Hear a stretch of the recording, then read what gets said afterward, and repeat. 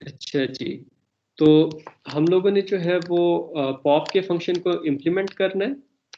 Pop का function जो है वो हमारे पास कैसे काम करेगा कि ये हमारे पास सिचुएशन है कि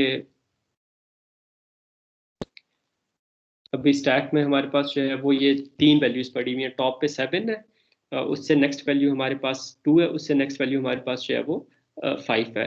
तो पॉप के अंदर हम लोगों ने क्या करना है, दो काम करने हैं। एक काम ये करना है कि टॉप पॉइंटर के अंदर हमारे पास ये जो 2 वाली नोड है इसका एड्रेस आ जाए, और दूसरा काम हम लोगों ने ये करना है कि हमारे पास ये जो 7 वाली नोड है इसे मेमोरी से फ्री कराना है। ठीक है, तो पहले वाला काम तो आसान है, हम लोग सिर्फ ये कर सकते हैं कि top pointer is equal to top pointer dot link, कि टॉप पॉइंटर डॉट लिंक के अंदर 2 वाली नोड का एड्रेस है, तो अगर top pointer is equal to top pointer dot link करते हैं तो इससे हमारे पास टॉप पॉइंटर के अंदर 2 वाली नोड का एड्रेस आ जाएगा। लेकिन उसका चलिए इसको इधर लिख लेते हैं, हम लोग ये लिखते हैं top pointer is equal to top pointer dot link. ठीक है, तो इससे हमारे पास क्या होगा, टॉप पॉइंटर डॉट लिंक के अंदर, टॉप पॉइंटर के अंदर 7 वाली नोड का एड्रेस है, टॉप पॉइंटर डॉट लिंक के अंदर 2 वाली नोड का एड्रेस है। तो जब हम लोग ये करेंगे top pointer is equal to top pointer dot link, तो टॉप पॉइंटर के अंदर हमारे पास ये 2 वाली नोड का एड्रेस आ जाएगा।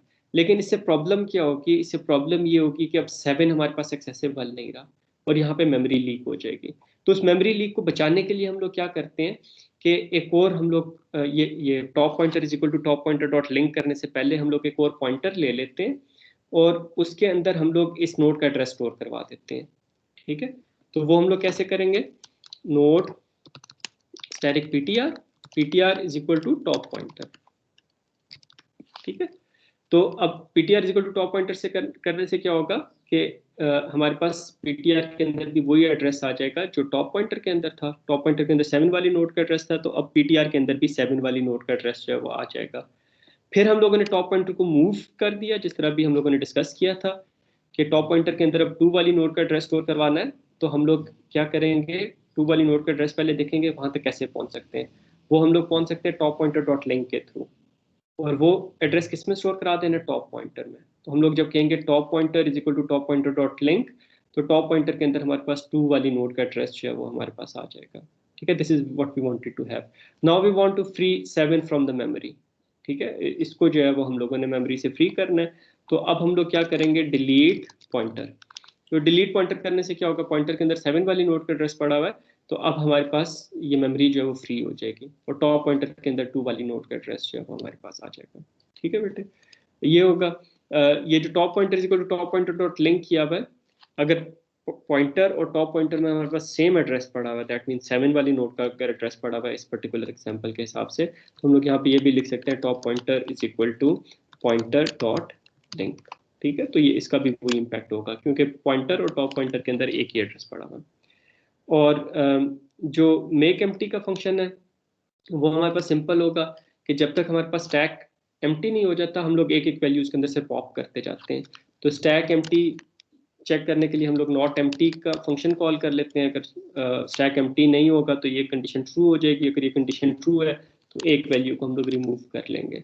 तो ऐसा 1 बाय 1 सारी वैल्यूज को हम लोग रिमूव कर देंगे। स्टैक में जितनी भी वैल्यूज होंगी उसके लिए हमें जो है ये मेक एम्प्टी का फंक्शन जो है वो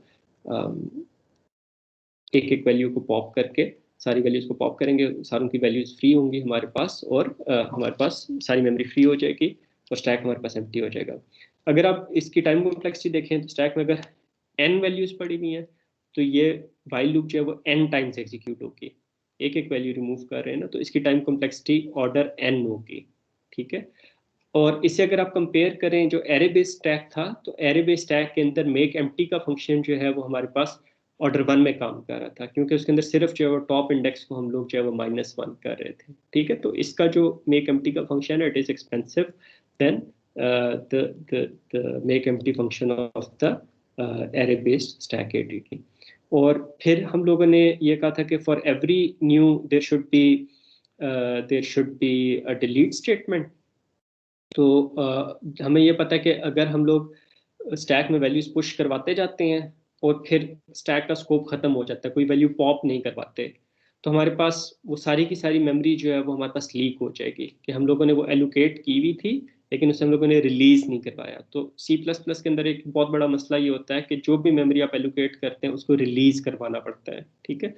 तो यहाँ पे हम लोग क्या करेंगे कि वन बाय वन सारी वैल्यूज को हम लोग खुद भी डिलीट कर सकते हैं, और मेक एम्प्टी का फंक्शन कॉल करें तो वो भी वन बाय वन पॉप के थ्रू जो है वो सारी वैल्यूज को जो है वो डिलीट कर रहा है, मेमोरी से सारी जितनी मेमोरी एलोकेट की थी उसको फ्री कर रहा है। तो डिस्ट्रक्टर के अंदर हम लोग क्या करेंगे, मेक एम्प्टी के फंक्शन को कॉल कर लेंगे, ताकि अगर स्टैक में कोई वैल्यूज पड़ी भी हैं, कोई मेमोरी एलोकेट हुई भी है, तो उसको जो है हम लोग फ्री करवा लें, ठीक है। तो इस चीज़ का आपने ख्याल रखना है कि जहाँ पे भी आपके पास न्यू है तो उसके कॉरिस्पॉन्डिंगली आपने सोचना है कि इसे फ्री कहाँ पे करवाना है। जिस तरह अगर पुश में न्यू है तो वो पॉप में हमारे पास जो है वो फ्री होगा, ठीक है। तो पॉप में हम लोगों के पास डिलीट होना चाहिए, ठीक है, यहाँ पे हमारे पास डिलीट है। और अगर पॉप का फंक्शन कॉल नहीं होता तो मेक एम्प्टी के अंदर हम लोग जो है वो डिस्ट्रक्टर के अंदर मेक एम्प्टी को कॉल करेंगे, और मेक एम्प्टी जो है वो हमारे पास वन बाय वन सारी वैल्यूज को जो है वो रिलीज कर देगा। ठीक है जी। आज के लेक्चर से रिलेटेड कोई भी क्वेश्चन हो, कोई चीज़ आपको क्लियर ना हो तो प्लीज़ पूछ लें।